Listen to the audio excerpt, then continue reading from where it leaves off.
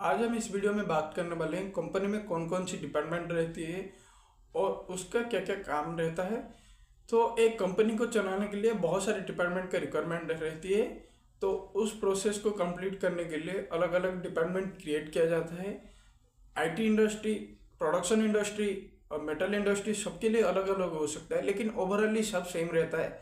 तो मैं ये एक पावर प्लांट के हिसाब से बोल रहा हूँ। पावर प्लांट में कौन कौन सी डिपार्टमेंट रहती है उसके हिसाब से वो अलग अलग हो सकता है।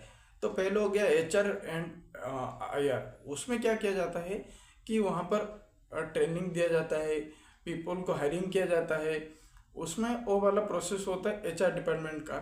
नेक्स्ट हो गया आपका ऑपरेशन डिपार्टमेंट। अगर प्रोडक्शन प्लांट है, एक ऑपरेशन डिपार्टमेंट होगा। ऑपरेशन डिपार्टमेंट का काम क्या है कि प्रोडक्शन करना।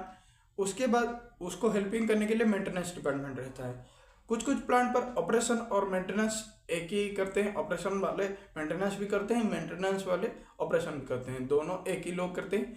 उसके बाद आ गया सिविल एंड इंफ्रा। कुछ अगर प्रोजेक्ट करना हुआ या मतलब कि कुछ चेंज करना हुआ तो सिविल एंड इंफ्रा टीम भी रहती है जो आपको हेल्प करती है। उसके बाद आ गया लीगल डिपार्टमेंट। लीगल डिपार्टमेंट आपको पता ही होगा, अगर कुछ एक कंपनी चल रही है, लीगल इशू आती रहती है, तो उसको टैकल करने के लिए एक लीगल डिपार्टमेंट किया जाता है। उसके बाद है परचेज डिपार्टमेंट। परचेज डिपार्टमेंट का काम क्या है, जैसे आपका एक घर को चलाने के लिए कुछ कुछ रिक्वायरमेंट होती है, ठीक ऐसे ही एक प्लांट को चलाने के लिए कुछ चीज़ों का रिक्वायरमेंट होती है। और रिक्वायरमेंट को फुलफिल करना है, कैसे लेके आना है चीज़ को, उसको कैसे देना है, वो उसका काम क्या है। परचेज डिपार्टमेंट वो चीज़ लेके आके उनको रिक्वायरमेंट को फुलफिल करेगी। उसके बाद आती है प्लानिंग और टेक्निकल सेल।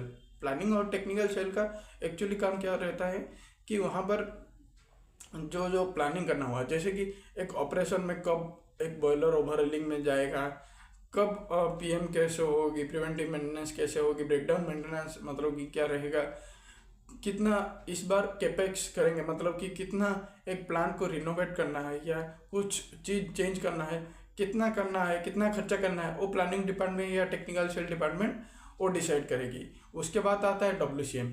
जैसे एक प्लांट या कंपनी है, उसका कुछ सोशल रिस्पॉन्सिबिलिटी है, जैसे वहाँ पर लोगों को एम्प्लॉयमेंट देना, वहाँ पर लोकल वुमेन को एम्पावर करना, कुछ चीज़ें करने के लिए वहाँ पर एजुकेशन देना, blood donation camp, tree plantation programme, ये सब जो जितना चीज़ है वो डब्ल्यूसीएम डिपार्टमेंट उनका काम है। ये जो रिक्वायरमेंट है उसको फुलफिल करना।